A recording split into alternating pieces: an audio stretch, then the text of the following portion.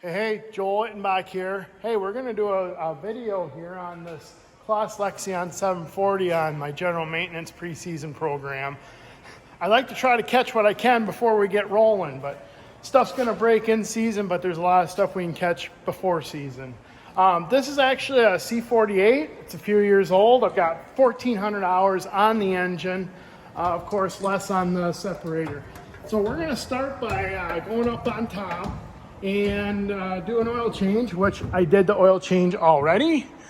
34 quarts of 5W40 Cenex brand. That is a synthetic oil that I've been using for quite a few years now. This one's kind of a pain because the oil filter's down in there, which doesn't look too bad on camera, but it's an arm reach in there, that's for sure. But stuff's tucked in there pretty good. But you know, when I'm just doing a general inspection on anything I can look at, right? Looking at hoses, moving hoses. Some of the hoses will rest on other hoses and then can wear a hole in it. But I'm going to do an in-depth inspection on all this stuff down in here. But first year I had it, we had some rodent issues. You can see a little bit there. But I had over here, this is an EGR system. But I pulled this cover off. There's a cover on here, and there's a fair amount of damage. Nothing catastrophic, but this stuff really can create a fire later on. Here's this coil. Look at this coil wire. Just burnt right off. You can see that right there. That's not supposed to look like that. So we got some electrical issues. Nothing major, but we got to get that stuff addressed before we go. So we're going to keep going on that. One thing to fix.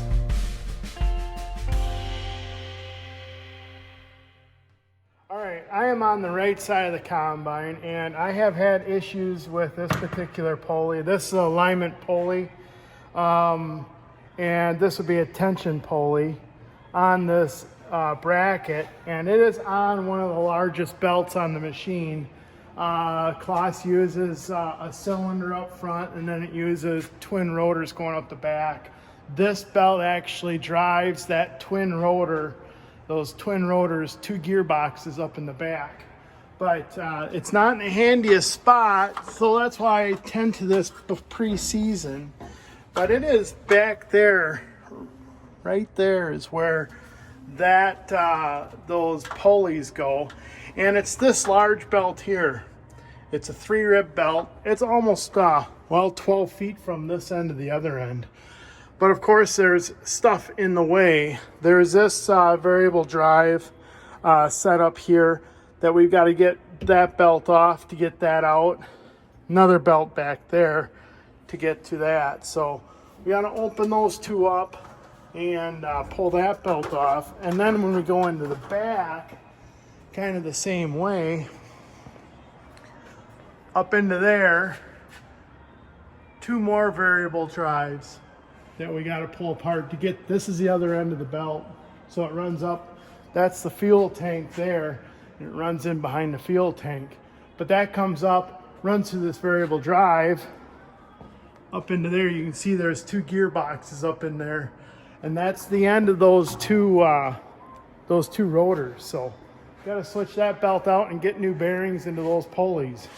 Okay, I got the other end tore apart. Here's the belt coming through here behind the fuel tank. And then these 2 variators here I've got to not take apart, but get separated. So this one here is just a hydraulic. Take that off and you can move that shiv out. And then these spring-loaded ones, you got to get these couple long bolts there, 12mm bolt on each side, tighten that in, and then that will separate those 2 shivs so you can get that belt out. Okay, I got that all reassembled already. It went quite well. So this hydraulic line had to come off because this supportment arm's got to come apart.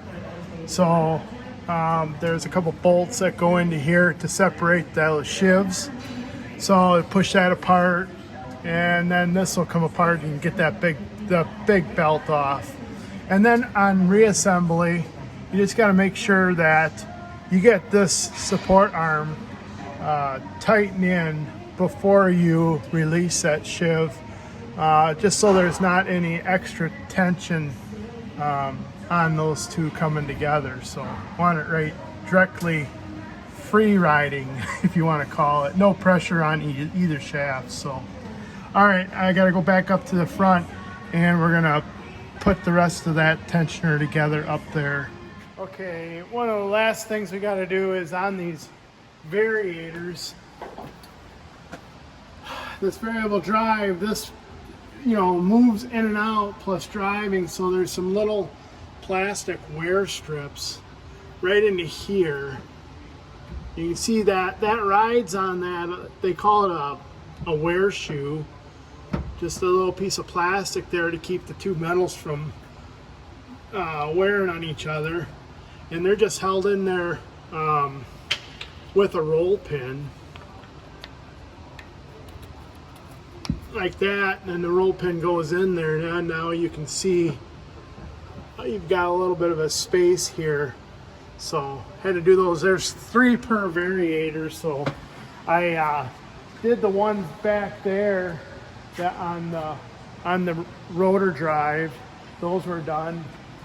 I got a set there, and then there's one set on the other side.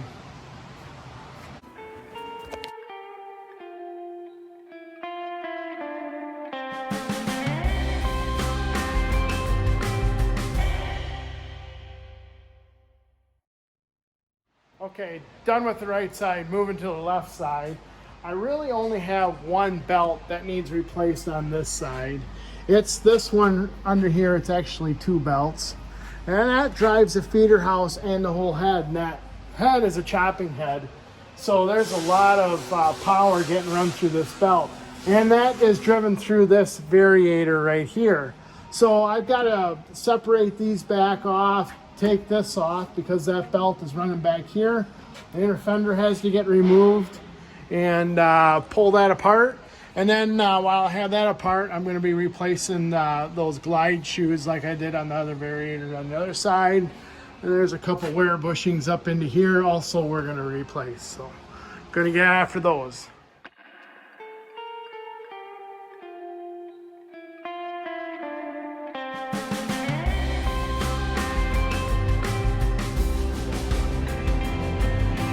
Another replacement here. About shot. As you can imagine, there's a lot of grease zerks on the combine. There's just so many moving parts. But they do help you out a little bit and give you some of these grease zerk manifolds, which is kind of nice, and then they just run hard lines everywhere. But the only problem is like this line here runs up behind there, runs up there, all the way. We're not gonna be able to see it, but it's up into that pulley there. So we have to push grease clear through all those lines. So I have not had any luck using a power grease gun. It just wants to force in there too much. It wants to force the grease in there too fast, and slowing down doesn't seem to have that pressure. So I've just switched over to using just a hand pump grease gun, and I've been using this tip like this, and they lock on there really good. I've had really good luck with these. The power grease guns, those kind of snap on there, but I don't know. Don't like the feel of that, so making sure you get grease in every one of those is pretty important. They do, on the newer ones, they do have auto greasers where they just grease the whole combine for you, but there's problems with that too. I had a semi once with that on it, and I wrecked the suspension on it because there's grease not getting in some spots. But I don't know, maybe the newer ones are a lot better, but that's my greasing going on for now. One thing I forgot to mention, all the grease zerks on here are metric, so some of your grease gun end fittings may not work. That little clamp on deal does work on those metrics, but keep that in mind when you can't get grease in a fitting. Morning, how we doing? So sometimes I get busy and I forget what I'm doing, and I forgot to close out that video with some of the stuff I was working on. So anyway, jump forward a few days. I got all the belts replaced. Everything checked out pretty good.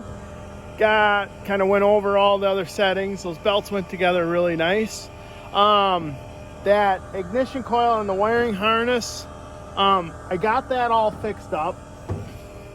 Got new wires put on. And then I got about 120 acres through it. And the regen system quit working on it. So when I first got that combine, on the coil that runs the ignition system on the burner to burn out the DPF,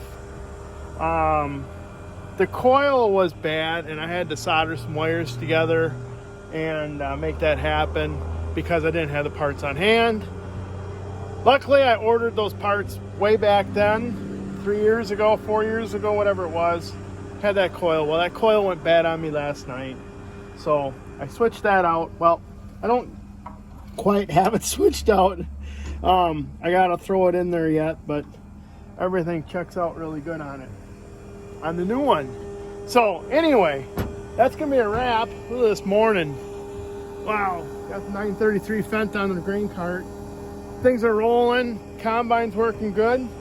So I guess that's it for now. Until next time, adios. Have a great day.